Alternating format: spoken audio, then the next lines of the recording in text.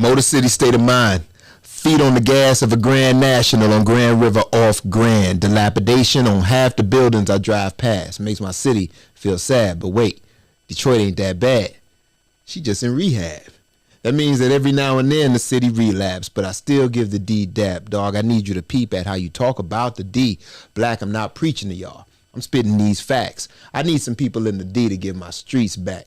You doing what you gotta do, my boy, I see that. But where you do your thing, that's right where my seed's at. That's where my family and my elderly at. Them little youths see your pain, go through it, grow to it, until they gravitate and run congruent. So I need you to speak truth to it. And you ain't gotta be a saint, but only you gonna change Detroit. The world ain't. We used to say squo, now we say what up though. We still the same folk. Somebody changed though. We used to say squo, now we say what up though. We still the same folk. Y'all need to change.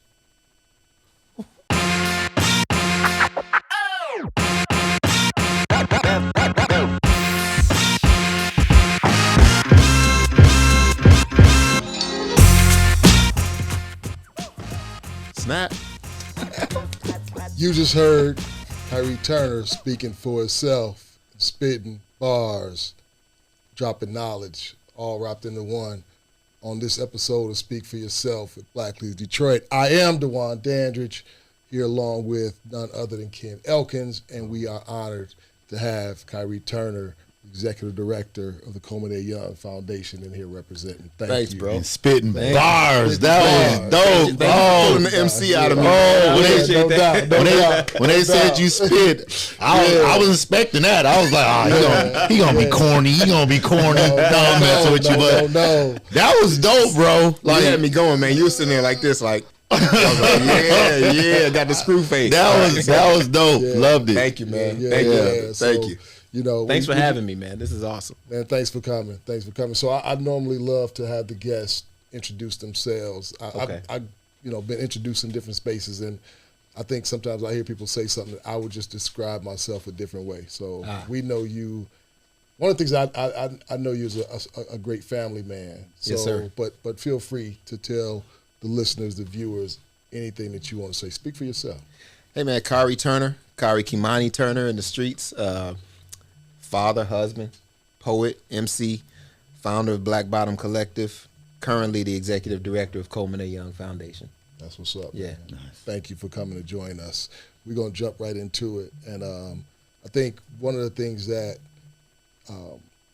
I was interested in hearing about is just some of the things that that's happening right now in the Coleman A Foundation. I know right now you have an initiative happening right now. Yeah. So please share some of the exciting things that are happening. Sure, man. It's an exciting time, man, and I really appreciate you giving me an opportunity to talk about it. We're in the midst of scholarship season at the foundation, and that's what we do.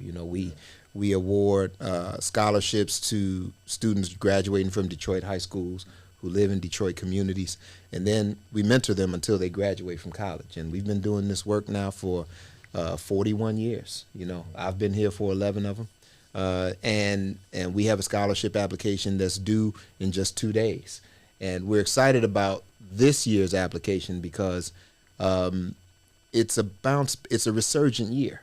The COVID periods hit us, and just like it did everyone else. And we hit a low last year because we could see the impact of the pandemic on children who are coming back to school. There were so many stories of kids who were physically present in school, but mentally they checked out. Yeah. And that reflected in the number of submissions we received last year. Okay. This year it's the opposite. The phone's been ringing off the hook for the last 2 weeks. We're expecting the traditional windfall of last minute submissions. Right. The ones that have trickled in before the deadline, the early submissions they've ticked up a little bit compared to 2018 and 19 pre-pandemic years. So we're really excited that it's looking like the energy is back. Right. So this year, man, we'll be awarding 6 scholarships, and they're valued up to $22,000. Nice. Up to $22,000 scholarships. Yeah, right. So there's a mix. There are 3 $22,000 scholarships, and then we have a series of book scholarships.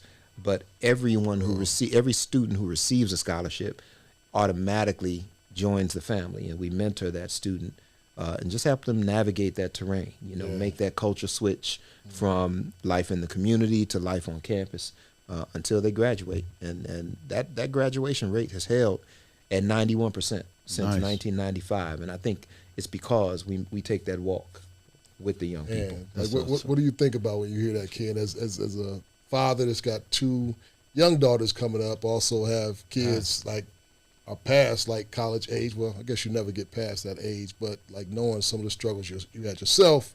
I have a freshman in college. I have one daughter that's graduated, and I just got back from touring colleges in California with my son Bati. So as he's looking at colleges in California, we're looking like, shoot, I don't know where the bread's going to come from. You know what I mean? What are your thoughts when you hear that? I think, of course, it's much needed work, right? I mean, me, when I got to Fairs, some know I started an organization at Fairs for a similar reason, right? I was blessed enough to get to a place that I was not yet prepared to be in, right? And so I much needed someone to help me stay where I was at, and I was to stay at Ferris State University. So hearing the work that you're doing, that your organization is doing, is phenomenal, because it's extremely important, because there's a lot of young men and women just like me who are blessed enough, might have had the grades. I didn't have the grades, but I just was lucky. Yeah. And I got to college, right? And so, but I definitely wasn't prepared to be there. Check. Exactly. They did the background. They do a background check. I've been in trouble. I've been like you. so Khary, so talk to him.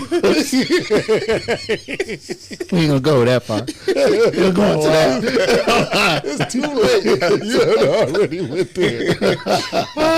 But talk to us about, exactly the mentoring process. How do you help the young people once they're in college? Is that one-on-one mentoring? Yeah. Is it them coming back together as a cohort? Talk a little bit about that piece. There are layers to the steps that they take just to navigate, collegiate life. And, we always say, it starts with some basics. Let's check your time management skills. Let's think in advance about, when you're going to use that. Yeah, right. When you're going to do your social thing, when you're going to do the academic thing. Let's think in advance about how you're going to navigate relationships, because let's face it, life on college is a huge turn on for a lot of kids when you get there, because you're meeting people from all over the country, all over the world, different personality types. You see people who look like you but don't talk like you or think like you, and that's exciting. But you got to manage that, right? Because you can get carried away with so many different things. So we start with those basic things, and then just help our kids to stay close to whatever plan they set for themselves. And then, I always say, there are certain people you need to reach out to the day you hit campus. I think every college student, especially if you were either a high academic performer or a highly involved high school student, you should go and meet your campus president. Go have a conversation with him, her, sit down, talk to them, make sure that they know you by first name. Because sometimes there's hidden money in those conversations. We had a young man who started at Hampton last year, and he got a Coleman A Young Foundation scholarship. This young man, Arthur Harrington, he's kind of a unicorn. He knows how to promote himself. But he got to Hampton, and on day 3, he went and met the campus president, showed up suited, booted, clean, had a conversation, looked the man in the eye, shook his hand, and at the end of the conversation, the campus president told him that he had a quiet discretionary fund that he held for students who impressed him. Arthur walked out of that office with an extra 40 G's. Oh, nice. So wow. There are the things you do to get to campus, and then there are the things you do once you get to campus, So we have those conversations. Be careful about the social groups you get involved with the first year. Maybe you're not the type who can handle pledging a fraternity as a freshman. Some will allow you to do that. Thankfully, most don't. But, be careful of those things. Let's focus on just getting your sea legs under you. But then once you get into the flow of things, there are some things that you need to address. So along with that with that knock on the president's office door, you need to go to career planning and start talking about the internships you want to secure early, first semester, September, October. I didn't do college that way, but the most successful foundation scholars that I've seen, man, they're like coming to me as at the end of freshman year. You know, I'm going to be interning in Portland this year. I'm going to spend some time with Nike, or, you know, they got it. They got it, man. It's like, and they run with it. You know, tap into the Black Student Associations, Black Alumni Associations. Make sure you get that FaceTime with people. You know, so you can find out where their connections are. You know, instead of just saying I want to go and intern with Nike. Understand there's somebody on campus who did it before you. You know, find out who they worked with and start connecting with those individuals. Just send letters of inquiry. Those little things to build those relationships and advance your time on campus. Make it more interesting, more rewarding, and then set yourself up. It sets you up for a better launch to your professional career once you graduate. It sounds like when I ask you the question, I'm thinking about like the funding side of things, right? But it sounds like what you are saying, what you're kind of like pressing into is funding is one aspect. Yeah. But like, I guess the term that we use in some spaces is wraparound services, right? Or Exactly. mentoring, right? Yes. Like you're going to need a whole lot more than the money that it's going to take you to get there, right? And that's what you're talking about, what you're describing. That's what you created in Black, right? Yeah. When you were up at Ferris. And it's really giving back to what our what we do here at BLD, and what we're always saying, what we like to do too, is power. Funding is one thing. You can have money, but just because you have money don't mean you have power, right? That's true. So you have to know what to do with the money. Yes. Right? You have to know what skills you need. There's a bunch of other things you need to truly have power, right? So what Coleman A Young Foundation is doing is giving the young people power over their college career versus just some money to get there and fill out, and now you have student debt, you got, all these other things. Exactly. No, they have power to control where they're going to go. I mean, that's amazing. Yeah, no, that's huge, right? Because I think, again, if you're making a comparison to BLD, if we have a no-interest loan, there was one that existed for a long time before we came along. So we got the blueprint, right, from there, tweaked it a little bit.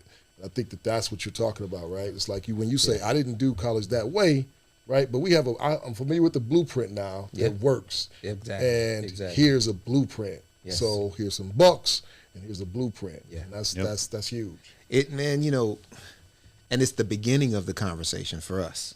There are people who have had this roadmap to not just successful college completion, but substantial college completion for generations. Right. So really the conversation needs to continue to work itself backwards until we're at the point where families are beginning college planning when their children are in elementary school. Right. So we need to get to that point where we're having conversations not just about scholarships, but 529 and education savings plans and how to leverage life insurance policies for the generation to come after you and things like those real wealth creating. Yeah, so say what a 529 is, just for anybody. I mean, to explain it in layman's terms, for somebody that's not familiar with what the 529 is. Sure. Good. Thank you for asking me to do that, because most families who think about college tend to be familiar with education trusts. And 529 plans are similar, but they just tend to be bank run, and they all have different rules, but 529 plans tend to be flexible, so that the 529 plan that you open with Bank A can be used in some cases at any school throughout the continental United States. A trust may give you some flexibility to use it maybe for private school or before college, but it also may restrict you to a geographic area, so it's just best to explore which plan works best for you. My son right now, he's 9 years old. He's telling us, I'm going to U of M. So we're like, all right, well, if you're still talking that language in 9th and 10th grade, then we're going to look at the trust, the MESP. But if all of a sudden I take you to DC and you come back like, ho, ho, ho, we talking about Howard now. Okay, well, now we're going to talk about a 529 plan. We'll have to move some things and switch it. But also I'm telling him, Dad is also going to take out a life insurance policy to benefit my grandchild. So that when I'm gone, you have that to put away, and now you have an even larger nest egg, because what we want to do is perpetuate the cycle, and we want each life cycle to be more abundant, more impactful, until we get to the point where our children are born into wealth. And it becomes a part of their standard. So, Can you put BLD on that policy? So we'll take bereavement. What is it called? right after Coleman A. Bequest. We'll take bequest right after Coleman A. We'll take a bequest. $20,000. Is there? I think you mentioned that. Is there a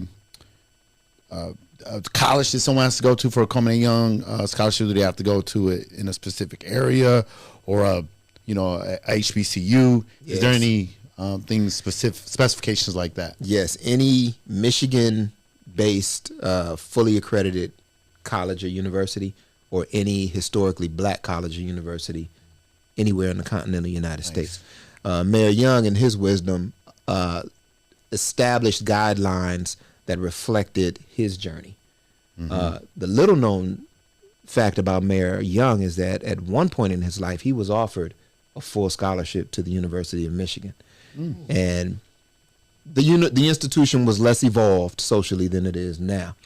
And, like many institutions, they've still got a journey to stay the course on. But when they found out he was a black man, they rescinded room and board. They took it away. So what was the scholarship for? It was an academic scholarship. It was academic. He graduated second in his class. Whoa. So who knew that, right? Yeah. Mayor Young had a photographic memory. He was an amazing student. And he got a full ride. They found out he was black. They took room and board away because black students were not allowed to stay on campus at the time. And he protested by deciding not to go. And instead he went into a life of progressive organization, union organization. Of course, he joined the military, became a Tuskegee Airman. And that rejection, I like to think, set the tone that put him on a course to become a legislator and a politician. Because from there he went Tuskegee Airman, Michigan State Senate. I skipped an area where he was a union organizer. Then the Michigan State Senate, and then he became the mayor of Detroit.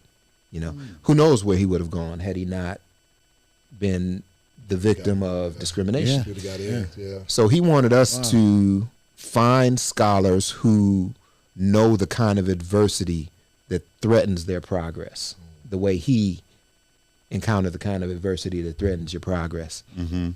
So the majority of our scholars, the template is that you come from Detroit, you have to have a cumulative 2.5 GPA, but then we deep dive your story and we look for the student whose 2.5 is a 2.5 because of their circumstances. Maybe you're the adult in the house prematurely, or there's some extenuating circumstance that really underscores your need for that support and that mentorship and guidance.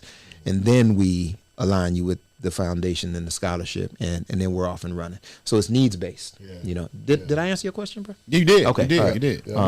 So that's why he lost concentration 5 minutes ago. He was telling my secret. He don't remember what he asked you. He had to say y'all got some exciting stuff happening to honor Coleman Young. Right? And I know that seems like there's always controversy around, like, if you love him, or people try to shame you out of like loving Coleman Young or not being proud of this. I think that's a kind of newer thing. You know what I mean? In Detroit. But speak to what's happening, what just recently happened, and what we can look forward to for those of us that proudly love Coleman Young. Thank you, man. Former Senator Adam Ollier made an initiative to place a statue of Coleman Young in Statuary Hall in Washington, D.C. his final initiative before he left office. That was Adams' final initiative, and it succeeded. So in December, the Michigan State legislature voted unanimously, both parties, Democrats and Republicans, to remove a statue of Lewis Cass that currently sits in Statuary Hall and replace it with a statue of Coleman Young. Wow. It was an amazing moment for the city, amazing moment for Mayor Young's living and lasting legacy. And shout out to Adam. Shout out to Adam Ogier, right? Like, thank you, bro. Yeah. You know what I'm saying? Yeah. Thank you. And he was the one who, he brought the argument to the table and to the floor and said, look, we currently have a man whose legacy has not aged well. We all agree. Cass' legacy, he owned slaves, he promoted slavery, he discriminated against Native Americans. Adams' lineage is African American and Native American. Okay. So he had a personal issue with the fact that he still had that honorable place on Capitol Hill. But then we also have in Coleman Young a man whose legacy has aged very well. And now more of us recognize that he was not just one of the top 5 mayors of the 20th century in Detroit, but he was the only one to leave the city with a surplus. He was the only one to leave us with a redrawn skyline, an integrated police and fire department, and an integrated, a completely integrated administration, among other things that he accomplished. But he has also been seen, time has also shown that he was also very much a civil rights activist. He was pro-black and pro-Detroit, and that shows now when we look back and look at his accomplishments. And it's always easier 20 to 25 years after somebody is gone to look back on how brash they were and smile. It's the same thing that happened with Dr. King. You know, they didn't like him when he was alive. Or Ali, right? Or Ali. Right. Exactly. Yeah. You know, remember they wanted to throw him under the bus when he said, you know, I ain't got no quarrel with the Viet Cong. Right. But now we call him a hero for that. Right. Yeah. You know, so the same cycle has had that impact. Mayor Young's legacy has gone through the same cycle. And the legislature, the Republican Party supported the Democrats' nomination of that initiative, and it went to Governor Whitmer's desk as the year came to a close. Wow. So now we have to raise these funds and get that statue built and do whatever touring and education around his story and legacy that we have to do, and then put it in place. Nice. So we're looking at mounting the initiative, finding the correct artisan to do the work, and Coleman A. Young Foundation is the fiduciary for that initiative. So we want to raise over and above what's needed. You know, you got to get it right. Got to get it right, because the surplus creates scholarships and helps us to do our mission work exponentially. Nice. So Nice. yeah, I'm excited. That is exciting. That's very That's exciting. Yeah, that is. Yeah. Can you give us, I can think of like the few things that really makes me smile and proud when I think about Coleman Young. You probably understand his legacy a lot more from a historical standpoint, things that is not commonly known. What's something, a moment or something that he's done or accomplished, set in motion that you're really happy that he did? What comes to mind immediately is the Charles H. Wright Museum of African American History. Bob Berg, rest his soul, was a board member of ours before he passed away in 2018, and he was also Mayor Young's press secretary for 10 of his, for half of the 5 terms that he was in office. And he tells a story about Mayor Young attending the opening for the first Museum of African American History. Okay. Remember, that's the building on Farnsworth that sits behind the current structure. And during that ceremony, he leaned over to one of his aides and said, "This ain't big enough." Didn't have the funding in place to start a new initiative, but he knew where he wanted the bigger vision to be located. So he just took the money that he had at the time and dug a hole in the ground. Just started it. He did the Okay. same thing with Joe Louis Arena. Okay, To so you keep the- saying you just started, dug He a just hole, started, like- just dug a so hole. now we got to build it. Yeah, now we got to build it. Oh. So he did that twice in his career. He did it with Joe Louis Arena when the Red Wings were going to move to Farmington Hills. Okay. And he said, give me one more shot. They said, okay, we'll listen to one more pitch. He went and dug a hole and then gave them his pitch. And he said, we're going to build the stadium because we just dug the hole. We're going to build this museum because we just dug the hole. Right. We can't leave it there. Now let's go find the money. And in both cases, he found the funding and made it happen. You And about to have me go dig a hole. Have you dig some holes. dig a hole. And obviously, until the Smithsonian's African American Museum opened in D.C., Detroit boasted the largest African American historical museum Wow. in the country. From saying this ain't big enough. Dig a hole. Yep. Wow, I'm saying dig a hole. that's pretty dope. That's how he Especially led. being because I'm not a native Detroiter, so okay. so hearing Where that you from? story, Saginaw originally. Okay. Yep. So hearing Sag that nasty. story, nope, Sag awesome. All right. Respect. Yeah, That's a whole story. That's a whole story. Sag awesome. Okay. The mayor of Saginaw made sure to correct that during Anybody our that's still calling it that Sag name, nasty. She said it's not Sag nasty. It's Sag Sag awesome. It's Sag awesome. All right. She did that in I'm her. on board. We did Speak for At Yourself. our very At our first very Speak for Yourself. She Yep. said Ah. that. Yeah. So that was yeah. So that's from so hearing that story though of when I look at the museum and hearing that's how it originated. It's like just like wow. It's You know what I mean? mind-blowing. It is. It's It mind is. blowing, man.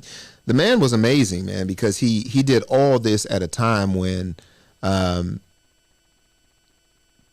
he did all this when he was surrounded by divisive elements. Oh, for sure. The suburbs weren't they didn't feel Coleman Young. The FBI was suspicious of Coleman Young. The press didn't like Coleman Young. So to come to work every day under those conditions and still leave with an administration that's 50% black, 50% white, 30% women. A police force that's 50% black, 50% white, 30% women. Cobo Hall in place, the Renaissance Center in place. It's where they build the Chevy Volt now, but I think it's the Dodge plant in place. Okay. The African American Museum in place. I mean, man, he got things done, you know, and without people working with him, like you said, without people working with him. Like if you're getting things done now, yes, this is a different climate. Yes, right. Yeah. You don't have the opposition from the suburbs that he had to deal with. Exactly. Right. You don't. Right. You don't. No one's smiling on Detroit at that time. But what he did was he set the perception in motion of a vibrant downtown. Okay. The notion that an arena could thrive, which led to. You mean that didn't just happen? That didn't just happen. No. Oh, okay. No. Comerica Park didn't just happen. Oh, okay. Yeah. Little Caesars Arena didn't just happen. What? You know, all those things didn't just happen. It all started because that man built Joe Louis Arena. And now I believe Detroit is the only city in America that has 3 major stadiums within a 1-mile walking radius. So I mean that's visionary leadership. Right. You know? Right. Yeah. So and then you know when he started this foundation, we're the only thing he ever did that he left with the charge to not be political. Okay. He said just focus on putting kids through school and bringing that talent back to the city so we can continue to benefit. I love it. Love it. Yeah. I love it. Well, I know we don't have you long, so we're gonna Yeah. get you into a couple segments if that's cool. That's cool. That's All cool. right. Wait, where you got to go? Oh, martial arts. You got I got karate. karate. You got karate. You know, today, man. Yeah, you got karate. He even us for a karate. Shout out to PKSA Detroit. You know, I got to go get my red belt tonight. Man. I tried to get him to do a demonstration on Ken earlier today, but you know, I'm glad he didn't. I'm glad he did. I wouldn't like he that took at a all. pass on that. But the segment that we want to do is called "You Know Nothing, Jon Snow." Okay. So if you've followed Game of Thrones, you are familiar with the reference. Yeah. And basically, when we do this segment, it is describing someone or some group that is clueless on something that they think they understand and they know about. Okay. Or it's something that you were clueless on and had to be enlightened upon, right? Okay. So So take it away. to all of these folks who believed that Coleman Young was sitting on gold doubloons and hidden money, at a time when elected officials could legally retire on their campaign treasuries, he took 2/3 of his, gave a portion to Wayne State University to establish a chair that still exists in the Urban Studies School, and then he took the Lions portion of the balance and established the Coleman A. Young Foundation. Instead of retiring and living the way people thought he did, he moved into a 1-bedroom apartment and died 4 years later. So in other words, we're speaking to the people that say that he was balling, Yeah, doing gangster. crazy things Yeah. with money, Yeah. benefiting from nefarious activity, Yes. and all of that. Yes, You're just describing the reality. yes. Okay. And the campaign treasury is how much you were able to fundraise, you was able to raise while running for a campaign. So all that back then, is it still that way now? No. That law changed sometime in the mid to late 70s, I believe. Okay, so back then all that money was like, well, it's my money. Yeah, I'm rolling with it. and it was acceptable. And it was legal. acceptable, and he didn't do that. No, he gave it away. Wow. He gave it away. Just kept enough to live on, and literally moved into a 1-bedroom. He had emphysema. He wasn't well. Yeah. And he passed away 4 years Yeah. later. So do us a favor, look into that camera there to all those people that believed otherwise and tell them. You know nothing, Jon Snow. I'm the proof. I love it. The man is technically my boss. That's what's So, up. yeah. That's what's up. You mentioned something earlier today too about the. I just think it was good for me to learn that. Again, not being native trader. When you was talking about the FBI, right? And then, Oh, yeah. that fact that was very interesting. Well, the FBI investigated him multiple times to try to find nefarious activity and linkages, and they just never found anything. And people like to dig into that argument and say, well, he had so-and-so take the, I'm like, well, look, we're talking about the FBI, an organization with a plus 90% conviction rate. Yeah. They will convict you on something circumstantial if they can't find something, hard and set, and they never found anything. So what If it was does something that to find, say? they would have found it for If there sure. was something to find, Especially on the they would black have found it. Yeah, mayor, Yeah. Detroit. exactly. That took no nonsense. It took no nonsense. No nonsense. Right. They would've Bite found his it. tongue for Yeah. sure. So, make your judgment from there. But it is what it is. Yeah. So I have a favorite story that kind of comes to mind for me, and I think it was when there was the Klan was getting ready to have a rally here. So you familiar with the story? I am. So I'm gonna ask you to talk about that a little bit. You probably haven't heard of it. It's tripping me out because I don't know if a few years ago you saw the white supremacists that was marching through downtown.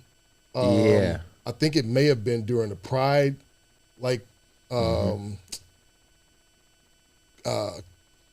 the Pride rally or the Pride festival. Yeah.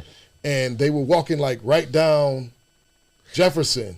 And did you see that? And they were riding. They was yelling off some crazy stuff. Yeah. They were armed and they had police escorts with them. Yeah. Right. So can you talk about? And isn't that I'm a little sketchy on the details of the Klan story, but didn't Mayor Young say something to the effect of "You're welcome to do it"? Yeah. But I'm not sending one cop to support you. You will not have any security. You on your own. Yeah. You don't have no police support. So No come police on. support. Yeah, Come on. I remember that. You can Fall through. you can march all you want. You can march all you want. Right, but you won't have not one police escort. Yeah. Yeah. And did they come? No, they didn't. I think They so. decided to hold that rally somewhere else. Exactly. Somewhere we didn't care about it. Right. Right. No, that's good. That's Yeah, good. man. So, Ken, you got any other questions? No, actually, just again, thank you for shooting through and blessing us with Fellas, this thank you. information. Man, this is awesome. And Yeah. let me just shout out Black Leaders Detroit, man, because our organizations are neighbors, and we're both based here at Mary Grove Conservancy, and man, the synergy that we've been able to consistently work on has just been, it's been amazing, brother, since the first day you all knocked on our door. You know, and I just want to thank you for that. This is not the first time you've offered us a platform or promoted our mission work, and that's not lost on me or my board of scholars, man. So I respect you. Thank you. Appreciate that. Appreciate that, Indeed. man. Keep doing the work, Yeah, man. man. It's a privilege and an honor, right? It's like Yeah. Indeed. our city is better. Thank you. The more we have resources available to y'all, the more that you're empowered to do your thing. We already know, and you show and prove what the Coleman A Young Foundation, what Khary Turner is going to do with it. So Thank you, it's a blessing to us. Real quick, he brought us in with some heat. I bet you he can't take us out with it. I bet you he can't take us out with it. I got he more. only had one poem in him. He's only had one in him. Only had one. You good? You ready to close? You ready to close? I'm gonna pass the mic and All ask right. him to I speak bet for you he himself. can't take us out with it. Speak All right, for man. himself one more time. I'm gonna keep talking about the city. This is what I love. This is Detroit Mish. I'm gonna hip y'all to my city, put you up on that. It's the home of Coney Island, and you buy we fried fish. That appetizer be that chili cheese fried dish. Neighborhood might put your body at risk unless your block club is organized and don't promote this. It's up south. Everybody got a little Miss, Bama, Carolina folk who come to work shifts in them plants where we manufacture them whips y'all grip in Chandler Park, Rouge, or maybe Belle Isle strips. We drive because we got mass transit. That's why fellas got bellies and ladies got hips. Now Hollywood call that fat, but the D call it thick. And that's just how I like it. So they can keep them toothpicks. Hey, we see it every day and we know that life a trip, but some of us desensitized. We the ones with zip lips. Up south, up south, up south. Love it. And we out of here on that. Nice. Thank you, brother. That was good. That was good, man. When the next time you spit, I'm about to come your stuff, man.